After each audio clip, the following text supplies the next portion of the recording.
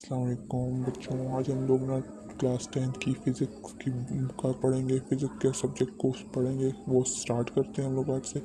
आज हम लोग सबसे पहला चैप्टर जो हम लोग फ़िज़िक्स का पढ़ेंगे वो हमारे पास है चैप्टर नंबर, मतलब हम लोगों ने 9th क्लास से मतलब पढ़ लिए 10 चैप्टर, मतलब 9 तक पढ़ लिए ना। तो अब यहाँ से देखें, ये 10 चैप्टर से स्टार्ट होता है। सबसे पहला चैप्टर हमारे पास है simple harmonic motion and wave. इस चैप्टर में पढ़ेंगे कि बॉडी कैसे मतलब कि फॉरवर्ड एंड बैकवर्ड मूव करती है और कैसे वो अपनी मेन पोजीशन पर अगेन आती है। ये सिंपल हार्मोनिक मोशन, मतलब इसमें हम लोग ये डिस्कशन करेंगे। सबसे पहले हम लोग अब चाहते हैं या ऑसिलेटरी मोशन। ऑसिलेटरी मोशन हमारे पास क्या होता है? ऑसिलेटरी मोशन जो वो क्या होता है कि ये एक हमारे पास रिपीटेटिव होता है ना, जो back and fourth motion movement कुछ होता है अराउंड सेंट्रल पॉइंट, किसी एक सेंट्रल पॉइंट पे, मतलब कि किसी एक सेंट्रल पॉइंट के ना इर्द गिर्द पे वो बैक एंड फोर्थ मूवमेंट करता रहता है। तो हमारे पास होता है ऑसिलेटिंग मोशन। इसकी डेफिनेशन हमारे पास ये देख लें कि it refer the repetitive back and fourth movement around a central point. ये हमारे पास है ऑसिलेटरी मोशन की डेफिनेशन। अब देखें, इसमें हम लोगों ने ना फ्यू टर्मिनोलॉजी ले लिया है, जैसे कि ऑसिलेशन की मतलब फुल टर्मिनोलॉजी, जैसे कि अब आ गया हमारे पास सर्कल। सर्कल को वाइब्रेशन, मतलब सर्कल कोई भी होगा उसको वाइब्रेशन भी कह सकते हैं, वाइब्रेशन होगी, सर्कल होगी। अच्छा, टाइम पीरियड, फ्रीक्वेंसी इसमें पाई जाती है। और क्या होती है, रिलेशन होता है टाइम पीरियड और मतलब फ्रीक्वेंसी का बताया हुआ इसमें। Displacement, amplitude. अब इन सबको वन बाय वन डिस्कस करेंगे। सबसे पहले आ जाता है वाइब्रेशन। वाइब्रेशन और सर्कल जो है वो क्या है कि a complete round trip of a vibrating body about main position is called vibrating circle. मतलब कोई भी एक मतलब ले लेते हैं, एक पॉइंट लेते हैं, वहाँ से वो जो एक राउंड ट्रिप कंप्लीट होता है वाइब्रेटिंग बॉडी का, तो हमारे पास एक सर्कल कंप्लीट करता है, मतलब वाइब्रेटिंग कंप्लीट होती है। जैसे कि अब देख लो, हम लोगों ने फॉर एग्जांपल देखो यहाँ पे, जैसे कि ये हो गया ना, ये हम लोगों ने यहाँ से एक ये पॉइंट लिया, ये हमारे पास मेन पॉइंट है ना। तो यहाँ से देखो, ये अराउंड ट्रिप होना सर्कल, ये हमारे पास क्या बना, एक सर्कल कंप्लीट हुआ। तो ये हमारे पास क्या है, वाइब्रेटिंग या फिर सर्कल हो गया। अब time period, the time required to complete one circle is called time period. कि ये जो सर्कल है ना, ये यहाँ से इसने यहाँ पे वन पॉइंट मेन पॉइंट से जाके दोबारा उसने अपना राउंड कंप्लीट किया। तो वो ये कह रहे हैं कि इसने कितना टाइम लगा है इस राउंड को कंप्लीट करने, सर्कल को कितना टाइम का लगे एक कम राउंड ट्रिप कंप्लीट करने में। तो वो टाइम को कैलकुलेट करना, ये टाइम पीरियड है। अब देखिए फ्रिक्वेंसी। फ्रिक्वेंसी तादाद को बोलते हैं कि number of circle that the particle complete per unit time is called frequency. कि जो नंबर ऑफ सर्कल हैं उनको जो पार्टिकल है वो कंप्लीट्स होते हैं और मतलब यूनिट ऑफ टाइम में, पर यूनिट ऑफ टाइम में। ये हमारे पास फार्मूला बताया हुआ है कि F equal to 1 divided by T. यहाँ पे तो मतलब उन्होंने लिखा हुआ नहीं है, लेकिन तुम लोग बताती हूँ, F equal to 1 divided by T. अच्छा, अब relation between time period and frequency. Frequency और टाइम पीरियड का रिलेशन देखते हैं। टाइम पीरियड और फ्रिक्वेंसी जो है वो रेसिप्रोकल है ईच अदर, एक दूसरे के मतलब अपोजिट है, उन दोनों के रेसिप्रोकल है। जैसे अब देखो, T equal to 1 divide by F, ये टाइम टाइम पीरियड का फार्मूला आ गया। लेकिन जो फ्रिक्वेंसी का वो हमारे पास क्या होगा, F equal to 1 divide by T, ये हमारे पास फ्रिक्वेंसी का फार्मूला आ गया। मतलब ये इन दोनों के रेसिप्रोकल्स हैं, ये इनका रिलेशन है। कि जो डिस्प्लेसमेंट है वो क्या करती है कि डिस्टेंस ऑफ ऑसिलेटिंग बॉडी, जो मतलब किसी बॉडी जो होती है ना ऑसिलेशन, तो वो मतलब कि कितना डिस्टेंस कवर करती है from a mean position to an instant of a time. मतलब मेन पोजीशन से मतलब कितना डिस्टेंस कवर करती है, कितने टाइम में डिस्टेंस कवर करती है, वो बस होती है डिस्प्लेसमेंट। डिस्प्लेसमेंट को हम लोग मेजर करते हैं एम से।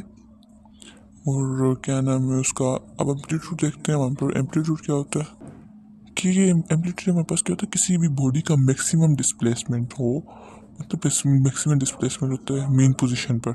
वो एक मतलब किसी सर्कल में, मतलब उसका मैक्सिमम कितना डिस्प्लेसमेंट उसने कवर किया, कितना डिस्प्लेसमेंट हुआ, वो हमारे पास होता है एम्पलीट्यूड। एम्पलीट्यूड को हम लोग एक्स नॉट से डिनोट करते हैं। और इसको, इसकी जो मेजर करते हैं, इसको हम लोग इसको भी मतलब एम से मेजर करते हैं, इसकी मीटर से।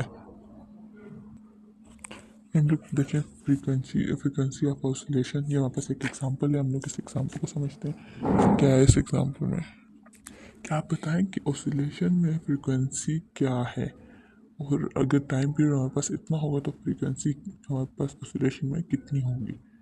तो ये हमें बताना है। इसको क्वेश्चन में ये बोलोगे सबसे पहले गिवन डेटा क्या है, टाइम पीरियड हमारे पास गिवन है T equal to 20 metre second. तो जब हम लोगों ने 20 को मीटर के साथ मतलब कि मल्टीप्लाई किया तो हमारे पास आ गया 0.02 सेकेंड। ये मल्टीप्लाई किया तो उसके बाद हम लोगों को देखिए क्या फाइंड करना है, फ्रिक्वेंसी फाइंड करनी है।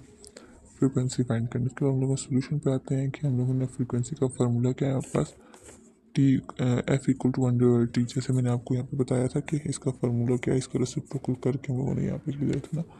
यहाँ पे टी की जगह हम लोगों ने पुट किया ये टी को, पुटिंग द वैल्यू पुट किया तो हमारे पास क्या आ गया, एफ इक्वल टू 1/0.2, मतलब 0.02 सेकेंड किया। इसको हम लोगों ने फिर डिवाइड किया। कैलकुलेटर है आप लोगों के पास, कैलकुलेटर पे आप लोगों ने डिवाइड किया। कैलकुलेटर सब नहीं है तो आपको मैं करके दिखा देती हूँ। ये देखिए हम लोगों ने 1/0.02 को डिवाइड किया, हमारा क्या आ गया 50। तो अब हमारे पास क्या आई है 50। मतलब ये मतलब नीचे था ना सेकंड, तो मतलब कि हम S-1, लेकिन फ्रिक्वेंसी का यूनिट हमारे पास क्या है हर्ट्स, H और Z हर्ट्स, इससे डिनोट करते हैं। तो ये हमारे पास क्या आ गया, फ्रिक्वेंसी कितनी आई 50 हर्ट्स। ये हमारे पास इसका आंसर आ गया। तो इस तरह का हमारे पास अब नीचे ये प्रॉब्लम दी हुई है असाइनमेंट की। ये अगर आप देखिए आपको नीचे प्रॉब्लम दी हुई है, इसमें बोलो कि पीरियड ऑफ ऑसिलेशन, इसमें हमें देखो फ्रीक्वेंसी दी हुई है तो हमें टाइम पीरियड फाइंड करना है।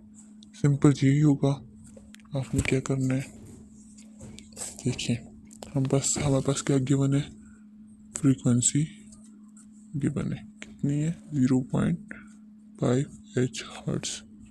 अब फ्रीक्वेंसी दी हुई है, हम लोगों ने मतलब फाइंड क्या करना है, टाइम फाइंड करना है। ये हमारे पास हो गया प्रॉब्लम है। हमारे पास ये क्या है, मतलब प्रॉब्लम ही है समझो, लेकिन ये हमारे पास मतलब एग्जांपल है सिंपल। अब इसमें हम लोगों ने फाइंड क्या करना है, टाइम। सॉल्यूशन फार्मूला क्या है टाइम का, T equal to 1/f। T वैसे 1/f हमारे पास क्या है 0.5 हर्ट्स। अब इसको उस पर डिवाइड करेंगे, मतलब हम लोगों ने इसको डिवाइड किया ना, हमारे पास आ गया 2। तो इसका मतलब हमारे पास वो क्या होता है यूनिटी का सेकेंड। तो ये हमारे पास आ गया इस मतलब इस जो प्रॉब्लम है ये वाली जो असाइनमेंट है 10.01, इसका हमारे पास आंसर। ये हमारा टॉपिक है simple harmonic motion. Simple harmonic motion देखें, इसको हम लोग सिंपल में SHM भी कहते हैं। सिंपल हार्मोनिक मोशन हमारे पास देखते हैं कि सिंपल हार्मोनिक मोशन क्या होता है। सबसे पहले हम लोग उसकी डेफिनेशन देखते हैं। हम पास देखिए सिंपल हार्मोनिक मोशन की डेफिनेशन हमारे पास आई हुई है कि देखिए it is the occur when net force is the directly proportion to the displacement from mean position. जो नेट फोर्स है वो डायरेक्टली जो है वो डिस्प्लेसमेंट के साथ कनेक्ट है, वो डायरेक्टली रिलेट करते हैं, directly proportion to the displacement, always directed toward the mean position.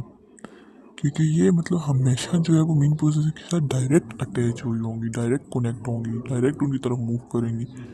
ये हम इस वजह से नेट फोर्स ये होती है हमारे पास। और ये हमारे पास आ गई सिंपल हार्मोनिक मोशन की डेफिनेशन। आप लोग इसे राइट आउट डाउन भी कर सकते हैं, आप लोग इसे एक दफ़ा रीड कर दें या फिर आप इसको अपने पास स्क्रीनशॉट रख के रख लें। देखिए सिंपल हार्मोनिक मोशन हमारे पास क्या होती है, वो हमारे पास सिंपल हार्मोनिक मोशन हमारे पास ये होता है कि वो वाइब्रेटिंग और ऑसिलेशन बॉडी करती है। मतलब क्या उसमें ऑसिलेशन भी होती है और वाइब्रेटिंग भी, या कभी ऑसिलेशन होती है या फिर वाइब्रेटिंग। ऑसिलेशन और वाइब्रेटिंग हमारे पास ये होता है, ऑसिलेशन हमारे पास वो होती है ना, ऑसिलेटरी मोशन वो होती है जिसमें मतलब कि हमारे पास जो रिपीटेड होती है, बैक एंड फोर्थ मूवमेंट करती है अराउंड द किसी सेंट्रल पार्ट। जैसे किसी भी सेंट्रल पार्ट में वो बैक एंड फोर्थ मूव करती है कोई भी अराउंड, मतलब किसी भी चीज़ के अराउंड ना, तो हमारे पास क्या होती है ऑसिलेटिंग मोशन होती है। जैसे आप लोग को पता है सिंपल हार्मोनिक मोशन में क्या होता है ना, हमारे पास सिंपल हार्मोनिक मोशन वो होती है जिसमें कोई body back and fourth motion move करती है, वो फिर मतलब किसी मेन पोजीशन से हम लोग उससे मूव करते हैं आगे पीछे को मूव करती है, तो वो हमारे पास क्या होती है सिंपल हार्मोनिक मोशन होती है। जैसे कि अब हम लोग देखते हैं पेंडुलम हो गया, पेंडुलम को जब हम लोग वो पेंडुलम जब आगे पीछे मूव ये देखिए एग्जाम्पल हमारे पास देखें, हम लोगों के पास एक मतलब कि ये हमारे पास एक पेंडुलम अटैच है, इसको हम लोगों ने देखें बैक एंड फोर, इसको हम लोगों ने यहाँ से मूव किया बैक एंड फोर आगे की तरफ, जैसे मतलब पकड़ के ऐसा हम लोगों ने ना सिर्फ मतलब जैसे थोड़ा सा हम लोगों ने इसे पकड़ के इसे थोड़ा सा मूव किया, ये भी देखिए आगे जाके पीछे जाके back and fourth motion move करता रहेगा ना, जब तक ये अपनी मेन पोजीशन में रुकेगा नहीं। तो समझो ये सेंटर का पॉइंट है, जब ये मतलब यहाँ में रुकेगा भी, यहाँ पे आके सेंट्रल पॉइंट पे आके रुक जाएगा, तो यहाँ पास क्या है मेन सिंपल। इसकी एक एग्जांपल आप लोग वो भी ले लेना, स्विमिंग, जैसे कि आप लोग किसी झूले पे बैठे हुए हो, उस पे आप लोग जैसे आपको मतलब कोई पुश करता है या फिर आप को मतलब कि जैसे कोई पुश कर सकता पीछे से, वो आपका झूला जैसे ऊपर हवा में जाता है, मतलब थोड़ा सा आपको थोड़ा सा डर वगैरह भी लगता होगा, ऊपर जाता है फिर वहाँ से मेन पोजीशन पे आता है, वहाँ से फिर बैकवर्ड जाता है, जैसे up and down back and fourth motion पे मूव करता है। ये हमारे पास सिंपल पेंडुलम है।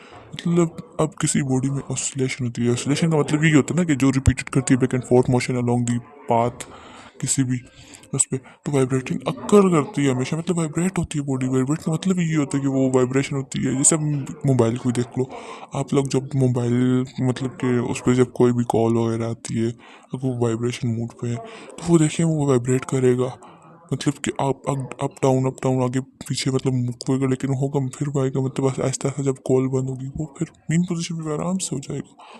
ये हमारे पास आ गया सिंपल हार्मोनल मोशन की जस्ट डेफिनेशन वगैरह आ जाती है। अब इसमें हम लोग बोलते हैं रिस्टोरिंग फोर्स, मतलब सिंपल हार्मोनिक मोशन हमारे पास क्या होता है, रिस्टोरिंग फोर्स होती है ना, वो हमारे पास फोर्स को रिस्टोर करता है। जैसे कि अब देखो ये रिस्टोर फोर्स क्या होता है कि जो फोर्स है ना वो डायरेक्टली प्रोपोर्शन है डिस्प्लेसमेंट के, मतलब रिस्टोरिंग फोर्स है वो डायरेक्टली प्रोपोर्शन है डिस्प्लेसमेंट के, और जो एक्सेलरेशन है वो भी डायरेक्टली प्रोपोर्शन है डिस्प्लेसमेंट के। तो सो इसका ये मतलब, अब देखिए सिंपल हार्मोनिक मोशन की यहाँ पे ये वाली बाउल वाली भी एग्जांपल दी हुई है। एक हम लोगों ने बाउल लिया, उसमें हम लोगों ने ये देखा सेंटर में ये मेन पोजीशन है ना, मतलब इक्विलिब्रियम और मतलब mean position, equilibrium main position मतलब वो जो कि फिक्स एक पॉइंट होता है वो, हम लोगों ने बॉल को यहाँ से मूव किया, सर्कुलर बॉल है ना, यहाँ से मूव किया, ये बॉल मतलब यहाँ मेन पोजीशन होते हुए यहाँ पे जाएगी, फिर यहाँ से वापस आएगी बैकवर्ड फॉरवर्ड बैकवर्ड, ये मतलब राउंड करती रहेगी। फिर जब मतलब इसको करते करते अचानक ये मतलब ये बाउल जो है ये मतलब ग्रेविटी एब्सॉर्ब करता है ना, ग्रेविटी खींचना। अब अपनी चीज़ जो होती है, अगर ये हम लोग स्पेस में होते तो ये तो फिर वहाँ पे मतलब कि इधर उधर मूव करती है, मतलब कि जहाँ पे छोड़ो बॉल वहीं पे होती, लेकिन यहाँ पे ग्रेविटी की वजह से ये मतलब ग्रेविटी अपने साथ अट्रैक्ट करती है, तो ये जो मेन पोजीशन यहाँ पे है, तो ये मेन पोजीशन पे रुकने की कोशिश करेगी, इस वजह से ये बैक एंड फोर्थ मोशन मतलब कि मूव करती रहेगी। तो ये हमारे पास ये थी मतलब सिंपल हार्मोनिक मोशन। बच्चा आपको समझ आ गई होगी कि सिंपल हार्मोनिक मोशन होती क्या है, कि कोई भी बॉडी जो बैक एंड फोर्थ मोशन में वाइब्रेट कर रही है, वाइब्रेट नहीं oscillation of body back and fourth motion, this is simple harmonic motion. इसमें हमारे पास रिस्टोरिंग फोर्स यूज होती है, ये सब कुछ आप लोगों ने इसमें डिस्कशन किया। सो हो आई होप कि आपको समझ आ गई होगी। मेरी नेक्स्ट देख लें आप लोगों को ये फार्मूला काम आएगा कि restoring force is directly proportional to minus x.